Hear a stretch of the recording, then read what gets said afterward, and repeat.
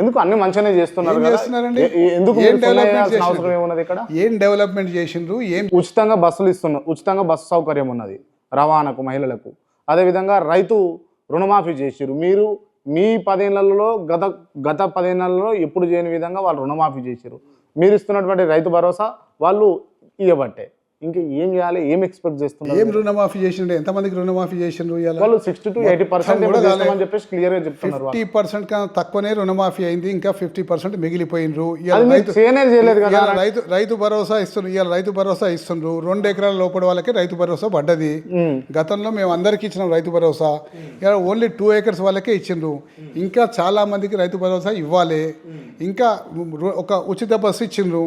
ఉచిత బస్సు ఇవ్వడం వల్ల ఏమవుతుందండి, దాని ప్రకారం బస్సుల సంఖ్య పెంచుంటే బాగుంటుండే, మీ చిత్తశుద్ధి బయటపడుతుండే. అని నిజంగా కూడా ఇలా ఉచిత బస్సు ఇచ్చి మహిళలకు అందరూ కూడా ఫ్రీ సదుపాయాన్ని కల్పిస్తామని అదే ట్రిప్పులు, ఆ ట్రిప్పులను తగ్గించి, ఇంకా ట్రిప్పులను తగ్గించి కిటకిటలు ఆడిపోయేటట్టు మహిళలను ఎక్కించుకొని ఇంకో 2వ ట్రిప్ రాదు బస్సు అని చెప్పి ఉన్న దాంట్లోనే డబల్ ట్రిపుల్ ఎక్కించుకొని వాళ్ళనే ఇచ్చి ఉచిత బస్సు ఇచ్చిన అని చెప్పి ఇలా ప్రజల్ని మభ్యపెడుతుండ్రు. అది చాలా తీవ్రమైన పొరపాటు. ఈ విధంగా చేసుకుంటూ పోయి మేము ఇచ్చినామని చెప్తే ఎట్లా అండి? ఇలా మహిళలకు 2500 ఇస్తాను ఇచ్చినా అండి? ఇంకా ఇవ్వలేదు. ఇంకా ఎన్నో వాగ్దానాలు చేసిన, గ్యారంటీలు అన్నారు, సంతకాలు పెట్టిన బాండ్ పేపర్లు తీసుకొచ్చి ప్రజల ముందర పెట్టి ఇది మేము ఇస్తున్న బాండ్స్ అన్నారు. ఎటు పోయినా ఈ బాండ్స్ అని? మళ్ళీ సంవత్సరం పూర్తిగా వచ్చింది, ఈ రోజు వరకు బాండ్ పేపర్లు ఇస్తలేరు. ఏమంటే రాష్ట్రం యొక్క ఆదాయ పరిస్థితి బాగాలేదని చెప్పి చెప్తున్నారు. రాష్ట్రంలో ఆదాయ పరిస్థితి బాగాలేదన్న సంగతి ఇప్పుడు ఎట్లా తెలిసింది మీకు? మీ శాసనసభ్యుడు బట్టి విక్రమార్క గారు ప్రతిపక్ష నాయకుడు ఉన్నప్పుడు ఆర్థిక పరిస్థితి మీద ప్రతి సంవత్సరం బడ్జెట్ ప్రవేశపెట్టేటప్పుడు ఎంత ఆదాయం ఉంది, ఎంత ఖర్చు ఉంది, ఎంత దేనికి పెడుతున్నాం, కేటాయింపులు చేస్తున్నాం సంగతి స్పష్టంగా అసెంబ్లీలో మీరు కూడా మాట్లాడిన సందర్భాలు ఉన్నాయి కదా. మరి ఆర్థిక పరిస్థితి తెలుసుకొని మీరు అలవి కానీ హామీలు ఎందుకు ఇవ్వాల్సి వచ్చింది?